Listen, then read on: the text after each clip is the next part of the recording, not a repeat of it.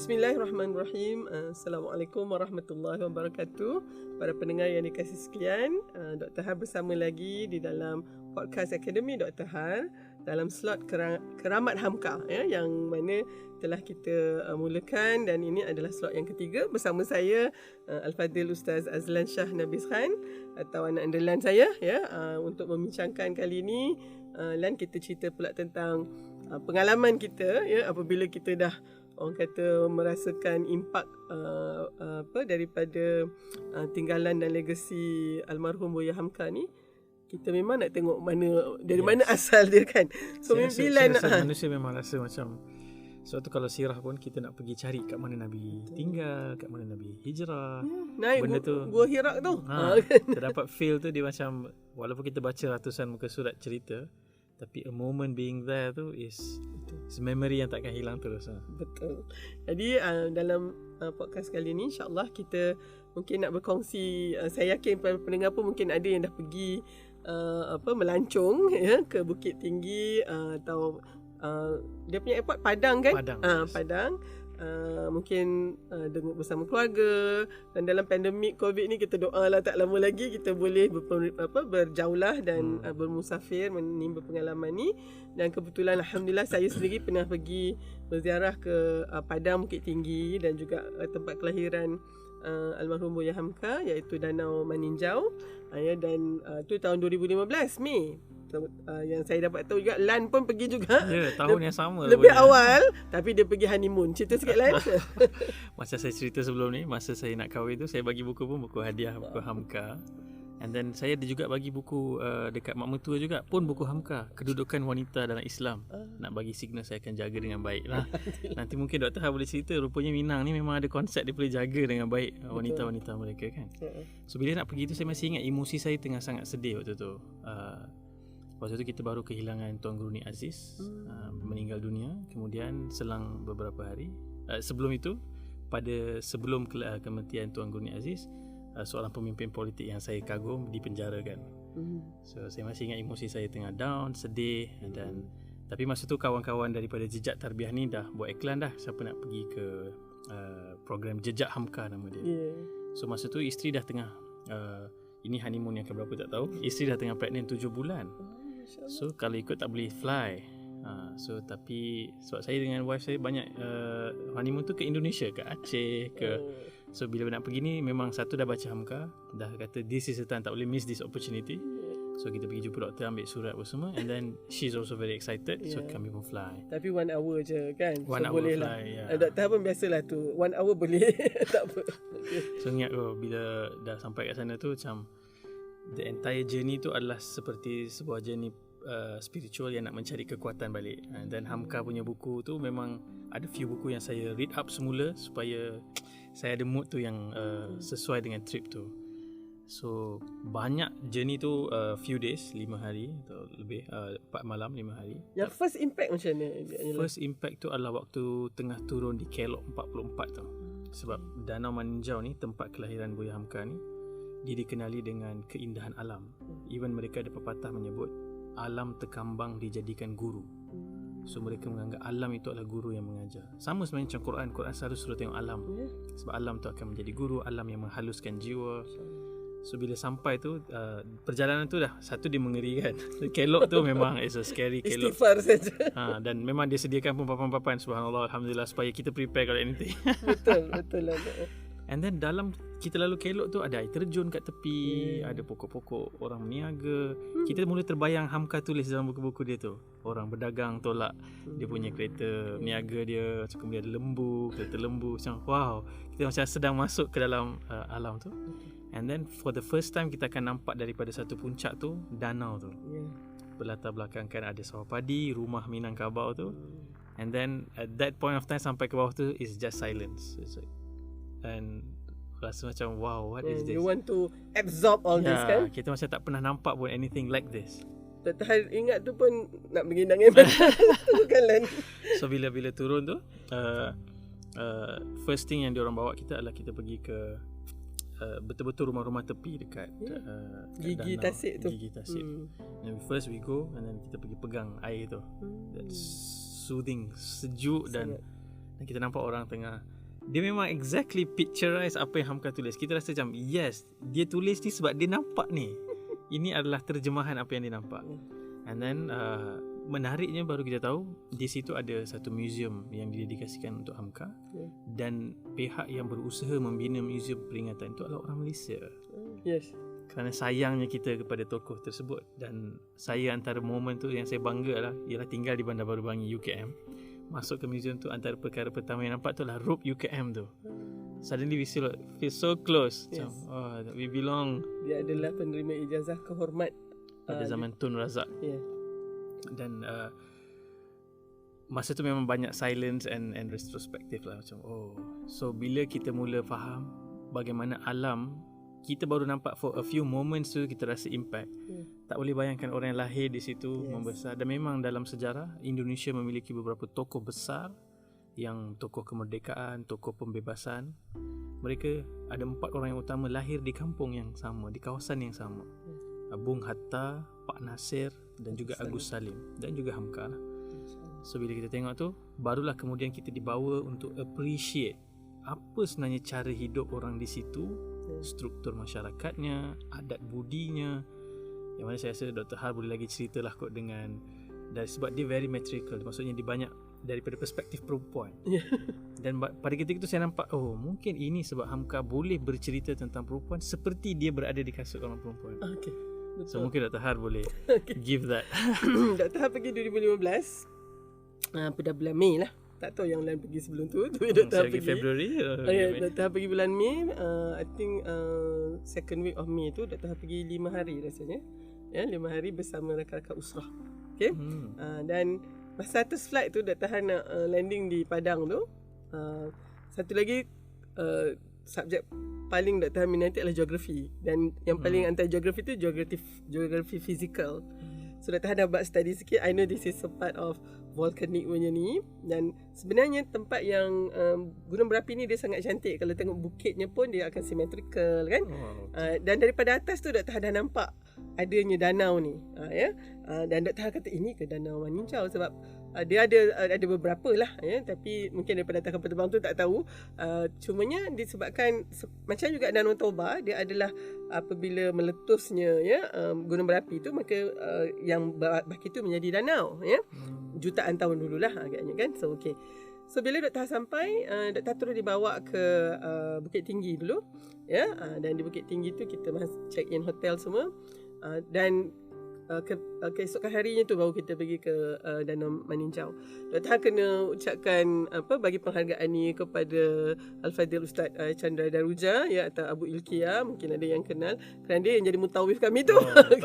Dan dia adalah memang orang Bukit Tinggi, orang Bukit Tinggi Sungai Landau dan Dr. Har mungkin rasa walaupun tak pernah jumpa Buya Hamka tu, tapi bila sebenarnya anak watan sendiri yang menjadi mutawif tu, Dr. Har selalu katakan mungkin dengan kehalusan budi bahasa Ustaz Abu Ilkia tu, Dr. Har nampak inilah sebenarnya mungkin ciri-ciri orang yang berasal daripada tanah ranah ni, tanah ranah Minangkabau ni. Okay. So bila Dr. Har pergi tu, sebelum sampai ke Maninjau, kita ada puncak tu kan, ada nama dia macam viewpoint tu kan. Yes, viewpoint tu. Dr. Har mungkin Dr. Har dah pernah pergi banyak tempat di dunia ni, tetapi bila Dr. Har naik atas tu kan, Dr. Har kata rasa Rabbana ma khalaqta hadza batila subhanaka faqina azabannar. Bila tengok tak tahu mata ni nak tengok mana ni, sebab that was the overwhelm tu. Nak tengok sini, nak tengok situ. Kalau boleh agaknya ada yang macam fish eye tu kan, nak tengok semua. Dr. Har pergi dengan rakan-rakan usrah. Kita memang macam terdiam tu kerana kita absorb benda ni kan.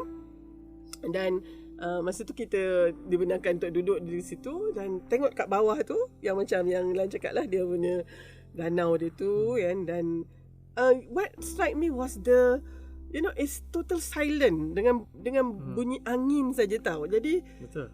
Dr. Har I can be here forever kan, dengan kecantikan dia. Dan ke bawah tu kita akan nampak kan. Tapi sebelum ke situ Dr. Har singgah sekejap di kampung Ustaz Abu Ilkia. Dan itu ada sebab dia selalu ambil gambar kan, dan dia macam postcard tau lah. Dia macam dia tanah ranah tu dia landai, lepas tu di atas bukit tu ada tempat warnanya. Dan dia ambil masa waktu padi menguning. Dr. Har datang daripada Sabak Benam, Sungai Besar. Yang itu lapang padi juga. I can relate sebab Dr. Har boleh tahu apa usaha tani yang ada di situ, dan dia ada satu masjid cantik sangat di situ. Dan sebenarnya salah satu lagi adalah mereka mengusahakan kulit kayu manis tu. So Dr. Har nampak sendiri macam mana mereka cabut ataupun lekangkan kulit tu, dan panjang sebenarnya, dan bila dia dikeringkan, so di tepi-tepi jalan tu ada struktur yang macam panjang-panjang macam tu, dan akhirnya mereka akan potong dan Ustaz Abu Ilkia juga keluarganya memang ada ladang kulit kayu manis ni. Jadi Dr. Har pergi sekejap, dia kata Dr. Har, kita jumpa dengan mamak saya dengan nenek dia. So ibu kepada ibu Ustaz Abu Ilkia, Dr. Har naik dan berjumpa dengan dia. Okey, Dr. Har tadi yang macam Lan kata, ini dia orang yang dalam budaya Minangkabau yang menghormati, yang meletakkan matriarki, sistem matriarki dan dia adalah gambaran Dr. Har tentang matriarki Minangkabau itu. Seorang yang sangat halus orang dia, dan yelah orang tua ni dia tak banyak cakap, dah senyum saja. Dan semasa Dr. Har kat situ, dia pegang tangan Dr. Har ni. Dan Dr. Har ingat Dr. Har pegang, Dr. Har pakai shawl shawl yang Dr. Har sayang sangat. Dia Dr. Har beli di Sabah dengan pattern Borneo tu, Puah Kumbu tu. One of my most love shawl. Tapi Dr. Har bagi kat dia. Sebab masa tu agak sejuk sikit dan Dr. Har rasa Dr. Har bagi kat dia, dan dia ingat lagi lah, dia salah dia peluk dan dia cium pipi Dr. Har tu. Dia rasa dia macam tu lah sikit kan. So akhirnya kami teruskan perjalanan sampailah ke Danau Manijak, dan tu kelok 44 tu kita diam tu bukan apa sangat, duk istighfar ni kalau jatuh ni. Dan akhirnya sampai di situ, betul macam yang Lan tu Dr. Har rasa macam okey, tahulah macam mana Hamka jadi. Saya rasa setiap rumah yang kita pergi tu, hospitality dia tu very... ada satu rumah, tak tahu Lan singgah atau tidak, sebelum sampai ke rumah museum tu, dia adalah Hutuk Khanah. Dia tulis. Yes, saya sampai. Yes, ada seorang ibu yang Ibu Tini ke apa nama dia? Dr. Har tak ingat, tapi okey, sorry lah orang perempuan dia nampak lain. Masa tu Dr. Har tengah buat renovation rumah tau. And then Dr. Har suka yang tingkap yang mungkin tingkap kayu, bingkai kayu dengan mungkin dia berpalang-palang begitu. But I was looking macam mana nak hias tingkap tu. Tapi masa di situ selain daripada ceritanya lah di situ Dr. Har nampak dari sudut sebenarnya rumah itu adalah rumah keluarga Buya Hamka. Daripada ibunya. Daripada ibunya, dan ketika tu Dr. Har macam lebih kurang faham lah budaya Minangkabau ni. Kalau kita sebenarnya lahir dan berpisah, kita akan ikut ibu kita. Tetapi kalau kita nak masuk ke dalam suku bapa kita, kita kena berkahwin dengan wanita daripada suku bapa kita tu. Barulah kita akan masuk balik ke situ. Baru dapat akses. Baru dapat akses. So rasanya masa tu yang Dr. Har faham, kalau misalnya tersilap ni, minta para pendengar yang mungkin boleh betulkan Dr. Har kan. Masuklah, biasalah kita boleh dengar cerita ni, kita interpret with our own understanding. Yang Dr. Har faham ketika tu, he was trying very hard sebenarnya untuk masuk balik kepada suku bapanya tu. Tetapi pastinya cousin dia ke yang tu menolak dia punya macam pinangan ke atau hasrat dia ni. So that was actually, masa tu dia kata that was a rejection. Dan biasalah kita orang perempuan kalau kena reject tu, dia boleh buat satu novel tebal tau. Jadi masa tu something click that rasa okay, that is one of the experience yang buatkan mungkin Hamka boleh menulis dengan begitu mendalam lagi. Saya bila dengar cerita macam ni, memang bila baca novel tu kita rasa Hamka tulis kisah dia ke? Okay, dia cerita ni kisah dia ke sebenarnya kan? Tapi dia tak pernah clarify. Betul tak? Nanti kita cerita macam masa yang dia macam ni dia dapat karakter Hayati kan. So yang itu mana mungkin yang itu yang menjadikan kita coming back to tingkap tadi. So masa tu dia ada banyak influence Belanda yang Dr. Har observe. Sorry lah kan, orang lain mungkin observe rumah saja. Setiap rumah di situ dia ada kita panggil hourglass window pane. Hourglass ni maknanya cara, tak maaf lah kan, langsir tu dia macam panjang gitu saja, kemudian dia letak cekak di situ. Dia jadi macam hourglass. Dan Dr. Har ambil aspirasi tu untuk hias my own window. Sampai sekarang bila nampak tu ingat Danau Maninjau. Yes, teruk betul lah. Dan dia ada sawah dan kan. Okay. So itu mungkin Lan dengan pengalaman Dr. Han macam Lan juga. So kita understand bagaimana keindahan alam itu menjadikan jiwa mereka. Dan daripada 4 tokoh tadi kan, masing-masing ada karakternya tu. Betul. Kan, ya? Semuanya menggoncang sejarah. Ya. Dalam bidang mereka masing-masing. Yes. Ya, okay. Jadi so sekarang ni mungkin kita faham daripada mana Buya Hamka dilahirkan, ya. Dan bagaimana agaknya seterusnya, Lan, silakan. Kalau tengok daripada karakter building tu, satu adalah anak lelaki ni yang selalu diulang lah waktu kita di situ. Kita pergi ke sekolah yang Buya Hamka pernah jadi pengetua. Kita pergi ke surau-surau yang Buya Hamka pernah duduk di situ. Sebab memang adat Minang, lelaki ni, anak muda lelaki ni bila dah sampai certain usia, mereka tak tidur di rumah. Rumah tu adalah protected untuk women space only. Betul. And then diorang tidur di surau. So dia kira macam duduk kat asrama lah kan? Yes, macam kat asrama, tapi asrama yang very close neighborhood punya ni. Semua orang kenal parents siapa dan sebagainya. Berlatih silat di situ, belajar Quran di situ. Sebab tu bila kita pergi, satu benda yang saya rasa amazing, saya tak pernah imagine. Saya sekolah agama since I can remember lah. Tadika sampai master, semua dalam bidang Islamik. So bila kita cerita tentang agama ni, selalunya kita letak adat dan budaya, contoh tarian ke, ini semua macam tak Islamik sangat lah. Tapi bila kita pergi ke sekolah satu Buya Hamka ni, memang kita dibawa tu macam Mutawif Dr. Har, Ustaz Abu Ilkiyah, macam saya waktu saya pergi dengan isteri dan kawan-kawan, guru daripada sekolah tu. Guru daripada sekolah Buya Hamka tu. So bila kita sampai, sekumpulan pelajar dengan pakaian tradisional, ada macam peacock dekat atas kepala, dan lelaki dengan pakaian silat dia buat tarian. Dan itulah sekolah agama. Amazing. So kita nampak Hamka memang membawa agama, dan dia memang bila kita tanya kat cikgu, dia kata Hamka memang pesan pastikan budaya tidak dihilangkan. Ini adalah identiti kita. This is how we should. You can learn from that kan? Yes. Sangat. Pakaiannya mereka jaga, bahasanya mereka jaga. Dan dia kan, ada orang mungkin rasa bila Islam ni kena jadi macam Arab. Tak. Islam tak meminta kita jadi Arab. Dan saya nampak sampel tu exactly di danau tu. Dan satu lagi yang paling dan saya sebut awal tadi, kita masa pergi tu Tuan Guru Ni Aziz baru meninggal. So kita singgah di satu, saya ingat lagi, tahfiz macam madrasah. Di atas bukit sikit masa tu, solat Jumaat. So habis solat tu, kami ada beberapa orang je lah yang lelaki sembahyang daripada Malaysia. Tapi ustaz tu bangun, imam tu bangun, bagi tahu kita akan buat solat jenazah ghaib untuk Tuan Guru Ni Aziz.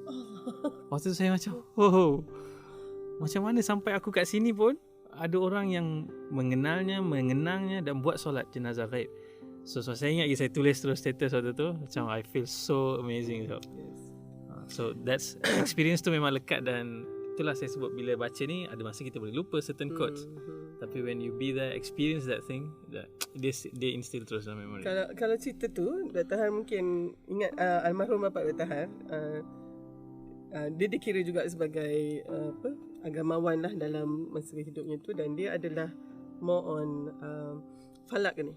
Dr. Han dulu masa kecil selalu berpuasa dan beraya tak sama dengan orang lain. Sebab masa tu kan zaman tu tengok anak bulan lah. Tapi almarhum bapa Dr. Han dan kawan-kawan dia, kawan-kawan sekolah dia, tuan guru dia yang ada falak ni, they have their own community of practice. Terus they will write letter. So dia orang sebenarnya dah tahu Ramadan tu start bila, Syawal start bila, dengan kiraan dia orang kan. So I remember arwah bapak kata dia orang punya connection antara ulama ataupun yang berilmu ni, dia memang is a spiritual connection.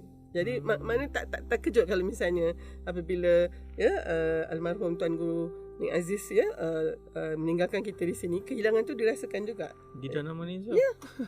Begitu juga tadi yang Dr. kata, apabila Hamka meninggalkan kita tu, kita terasa dia punya tu kan. Jadi cumanya Lan agak tak tahulah bila Dr. meninggalkan, siapa yang terasa kan. Ramai anak-anak murid mudah-mudahan bertebaran di atas muka bumi. Okay. So teruskan lagi Lan. Kalau antara yang saya experience dan sampai sekarang pun saya masih mencari adalah makanan Padang lah. And saya pun tak perasan rupanya itu pun ada kod dia. Dia akan letak macam-macam lauk kan. Ya. Kita ingat semua dah dihidang, kita cuit je lah sikit-sikit. Cuit tu kira bayar lah. Ya, betul, kena makan habis. Dan itu cara macam mana dia orang muliakan tetamu, offer almost everything. Whatever they have. Whatever they have. Dan saya ingat lagi ada satu ikan tu, saya dipesan untuk makan sebab ikan ni ikan special di Danau Meninjau. Lupa dah sebutan dia, renyuk ke macam mana, adalah bunyi nyuk tu. Tapi dimasak sambal dan kami tinggal di macam satu homestay tepi danau tu. Betul macam Dr. Har sebut, dia binaan lama. Architecture dia macam Belanda punya, nampak macam Colosseum macam is a old building. Right. Dan few days ada kat situ tu memang kita rasa macam nak boleh tak bercuti lebih lama kan. Dan saya pun dah mula rasa macam one day maybe I should come back, spend 1 month, cuba tulis satu buku duduk kat sini. InsyaAllah Lan. And see how it goes without internet, without this all noise. And kita boleh rasa macam mana. Memang life is very slow kat situ. Of course.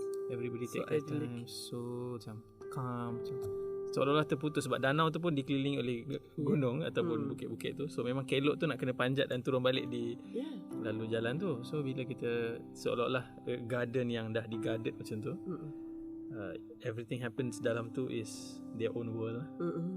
Very calm, very. And then saya masih ingat lagi that macam cermin kan, air danau tu macam sangat tenang. Dan InsyaAllah kita kalau ada rezeki kita pergi lagi. Dan mungkin InsyaAllah. pendengar yang dengar ni pun rasa mungkin bila kita boleh keluar je nanti selepas COVID ni, the first place to go adalah saya rasa even anak-anak kecil perlu dibawa untuk bagi dia orang inspirasi. Dr. Har selepas daripada tu pergi ke Bukit Tinggi untuk apa orang kata, lihat pula ada satu lagi museum di situ, iaitu Bung Hatta pula Dr. Hatta pula.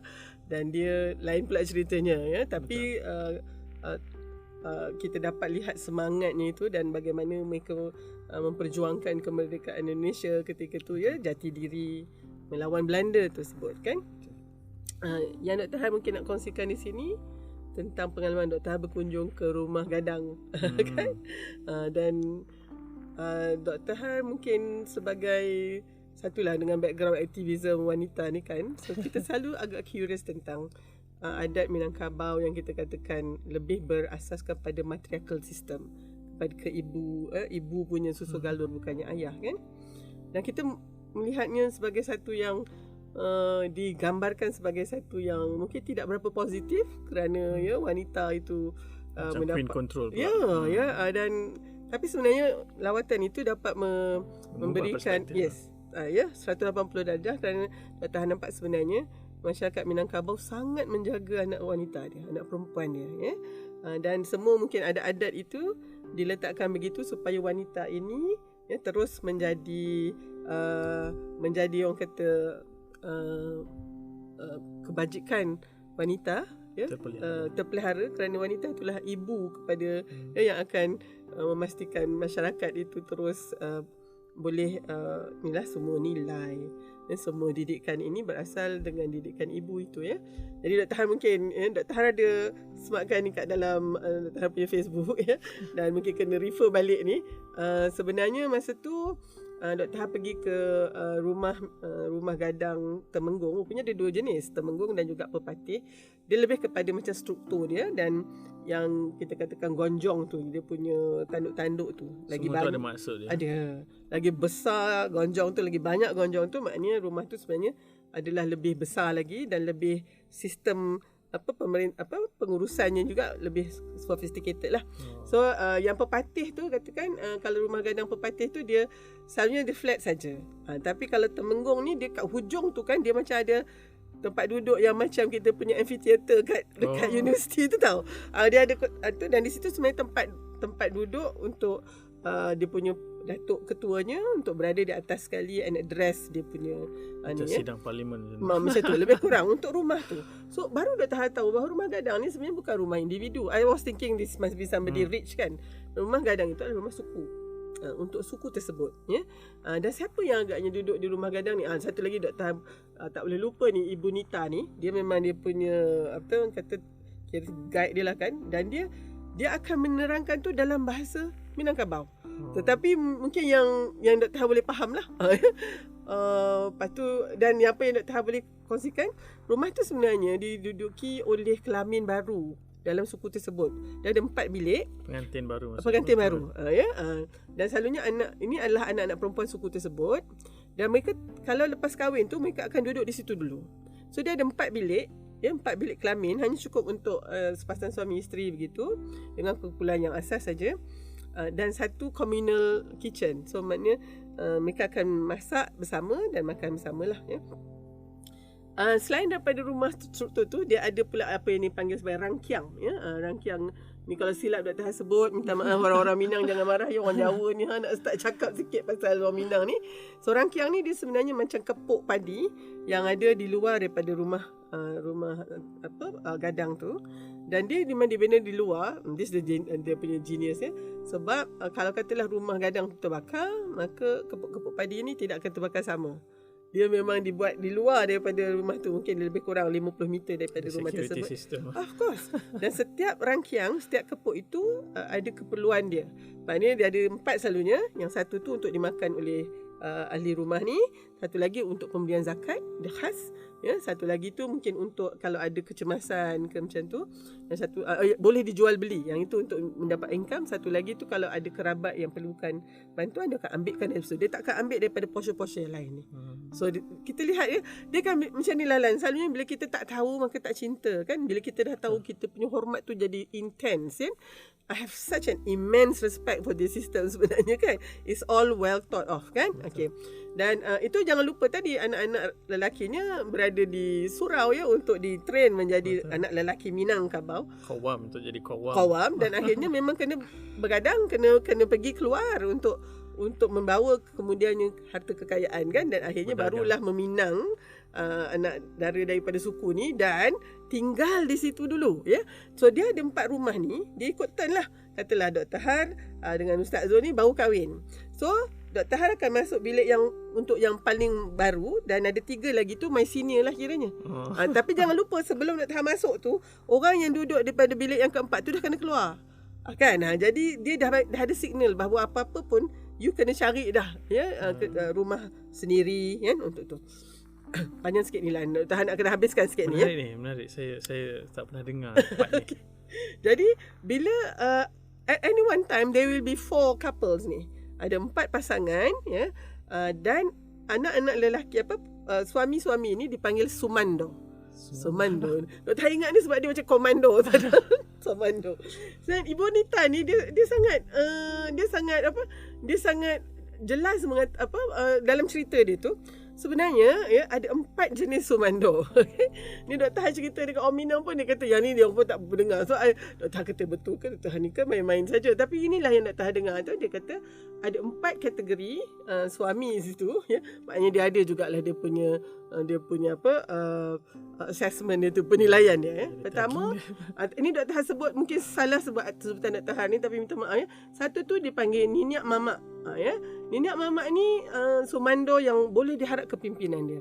Dia memang ya, dia akan lead bukan hanya isteri dia, tapi juga the whole tu dia take charge. Ini dipanggil Ninyak Mamak. Kalau boleh kita nak sumando yang begini. Tapi ada 3 lagi. Yang kedua ni dipanggil langau hijau. Maknanya lalat hijau lah ya. Yang ni suka mengumpat orang ni. Mana pergi dia buat taik lah. Minta maaf ya. So yang ini macam sangat simbolik tu dengan lalat hijau. Ya. Dia hinggap sini, hinggap situ. So mungkin kuranglah sikit dari sudut karakter dan akhlak. Yang ketiga sumando ni dipanggil lapiak buruk. Ini macam lapik buruk sebab dia ni pemalas. Dia tak nak kerja. Tidur je, kurang rajin. Dan yang keempat ni dia panggil kacang miang. Kacang miang ni dia suka kacau isteri orang lain kan. So inilah antaranya supaya Dr. Ha rasa dalam struktur ni anak perempuan itu dia sangat dijaga keperluannya dan juga kebajikannya. Taklah tiba-tiba je suami duk pukul ke kan. Ya, sebab dia macam ada tempoh probation. Yes. Tempoh di mana dia percubaan untuk ni. So tu sebenarnya pengalaman yang Dr. Ha dapat. Dan bayangkan ya, dengan balik kepada kesan ini ya, kepada kehidupan Hamka dan juga ya semua tokoh yang lahir dalam tu, pengalaman ini tentu sekali memberikan mereka daripada peringkat awal lagi adanya struktur sistemnya dalam bermasyarakat paradigm tu dah memang di shape dari awal. Betul. So saya rasa memang struktur masyarakat kita sendiri hari ni, lifestyle kita basically membentuk karakter kita jadi orang macam mana. Betul. Ada orang yang dia tak respect perempuan ataupun memukul isteri. Banyak kajian tunjuk dia bermula dengan apa yang dilihat ayah dia buat pada mak dia. Betul. Walaupun dia berazam takkan buat macam tu, tapi bila benda tu dah register dalam kepala dia, dia tengok Akhirnya seolah-olah benda tu develop juga dalam diri dia dan dia buat juga benda yang sama. So kita nampak memang apa yang berlaku pada awal usia ni dia membentuk karakter tu. So memang menarik untuk kita tengok bagaimana anak kita. Even kalau kita baca sirah Nabi dihantar ke perkampungan Badui untuk mendapatkan bahasa yang bersih, kesihatan yang baik. So bila kita tengok tempat macam danau tu, kita dapat relate dia sebenarnya macam sunnatullah, natural. Begitulah. Dan saya bila tadi Dr. Har sebut orang Jawa nak baca apa Minang ni, saya pula rasa aku orang India ni baca Minang. Kenal baca buku Hamka. Dan betul, dulu kalau kita tengok novel-novel asal dia tulis dalam bahasa Jawi tapi bahasanya bahasa Minang. So they are very protective of bahasa tulisan. So saya rasa banyak yang kita dapat ambil inspirasi, dan juga kita should work into that sphere as well. Macam ini kalau mungkin offending, tapi saya rasa anak-anak kita misalnya bahasa Melayunya perlu diajar yang baik, yang proper, bukan yang rojak-rojak ataupun bercakap bahasa asing terlebih dahulu. Betul. Saya rasa itu membentuk karakter. Bahasa tu datang dengannya budaya, cara fikir. Dan saya rasa banyaklah daripada sudut itu pun kita dah ambil banyak dah. Betul. Manfaat daripada Hamka. Kalau kita tengok dalam prinsip rukun negara, ni macam kuliah falsafah pula ni, tapi dalam prinsip rukun negara, prinsip kelima itu kesopanan dan kesusilaan, sebenarnya di situ dari sudut bahasa tu sangat penting, kerana sopan dan susila seseorang itu diukur dari sudut bahasanya, kan, daripada bahasa pertuturan dia tu. Kan, di situ sini kita dah boleh lihat sama ada didikan orang itu dipenuhi dengan ketelitian memilih apakah perkataan yang paling baik untuk menyampaikan hasrat dia. Betul Dr. Har, kalau kita tengok ada sebahagian agamawan kita yang suka menggunakan bahasa eksplisit untuk menggambarkan contohnya isu pelecehan seksual. Kalau kita baca buku-buku Hamka, tafsirnya, buku-bukunya, dia sangat sopan, dia sangat berlapik. Saya rasa itu juga benda yang dipupuk sejak kecil. Mungkin kan kalau kita tidak ada apa-apa yang baik, eloklah diam saja, kan. Tetapi kalau kita memang ada sesuatu yang baik untuk disampaikan, the next thing adalah untuk pilih apakah bahasa, ayat dan juga perkataan yang paling baik untuk menyampaikan hasrat kita tersebut. Betul. Kita boleh cakap dalam bahasa yang lain juga, tapi kalau ada yang paling baik, itulah yang paling baik. So yang ini juga yang almarhum Bapak Dr. Har bila mengatakan macam mana kita membuat kebaikan kepada wali-walidain tu, ibu bapa tu, kan, wahfiz lahum jana zul minar rahmah tu, kan, merendahkan sayap kita tu, antaranya untuk pastikan kalau kita bercakap dengan ibu ayah ataupun respon kepada ibu ayah, kita guna yang paling lembut sekali. So dalam bahasa Jawa ni dia ada yang Jawa berhalus, kalau panggil, sepatutnya kalau mak saya panggil saya, ibu saya panggil saya, Har, saya kena bahasakan kula saya, bukan macam tu tak boleh. So dia macam kita kena gunakan bahasa apa yang paling lembut sekali. So itulah juga yang kita lihat daripada sebagai pendakwah ni, Dr. Har kena bawa balik macam tu kan, kita punya ni apa iktibar yang kita boleh lihat daripada nukilan Hamka dalam ceritanya adalah untuk kita sebelum berkata-kata, mungkin kita mencari bahasa ayat yang paling molek sekali hingga impaknya kepada orang itu memang tahan lama, macam sekarang ni Dr. Har selalu akan cuba praktikkan setiap ada orang membuat sesuatu kebaikan yang kita rasakan, selain just jazakallah atau jazakillah saja, atau terima kasih, saya sangat hargai usaha dan kerjasama daripada saudari atau ni, kan. I think dia menambahkan lagi. Betul. Menambahkan saya sangat hargai. Of course kita kena tulis lebih lah sikit, tetapi agaknya nak dapat pahala lebih, kan. Jadi mungkin kalau misalnya mungkin kita okey, kita mungkin dalam konteks ini dalam 3 slot yang Dr. Har kendalikan ini, Dr. Har rasa banyak sangat input yang Ustaz Azlan sendiri berikan, Sama juga banyak saya dapat daripada Dr. Har yang saya tak pernah dengar. Okey, so dengan itu penghargaan Dr. Har kepada Ustaz Azlan, dan insya-Allah selepas ini ke mana agaknya keramat Hamka kita ni. So mungkin Lai nak huraikan. Mungkin kita dah nampak serba sedikit sosoknya, tapi tentunya kita kena ada trip Akademi Dr. Har lah untuk pergi sendiri InsyaAllah. dan experience. Tapi kehadapan ni saya rasa kita mula menyelami karya Hamka. Kita lihat bagaimana maksud tu sampai tu sebab kebaikan perkataan ayat yang ditulis. Yang mana bila kita membaca tu, nanti contohnya kita nak masuk Ramadan sikit masa lagi. So kita cuba tengok apa nasihat-nasihat Hamka tentang Ramadan. Ada tulisan dia. Ada satu buku yang khusus ditulis, dan dia adalah himpunan artikel yang Profesor Dr. Hamka tulis secara mingguan di satu majalah di Indonesia waktu tu. Artikel tu dikumpul dan dikompilkan jadi satu buku tentang puasa Ramadan, puasa dan juga Syawal. So dia bagi satu gambaran, sebenarnya satu paradigm. Dia bukan bincang isu fake, tapi dia bincang apa sebenarnya spiritual Ramadan ni. Yang mana bila kita baca, kita rasa macam banyak benda yang miss out daripada sudut bagaimana kita hargai Ramadan tu sebagai satu retreat spiritual yang sangat baik. Itu mungkin satu nafas baru dalam kita punya Ramadan ni. Jadi insya-Allah Akademi Dr. Har akan membawakan slot keramat Hamka ini mingguan untuk Ramadan nanti, tentang kupasan artikel-artikel yang telah ditulis tadi, fadilat Ramadan, puasa dan juga Syawal.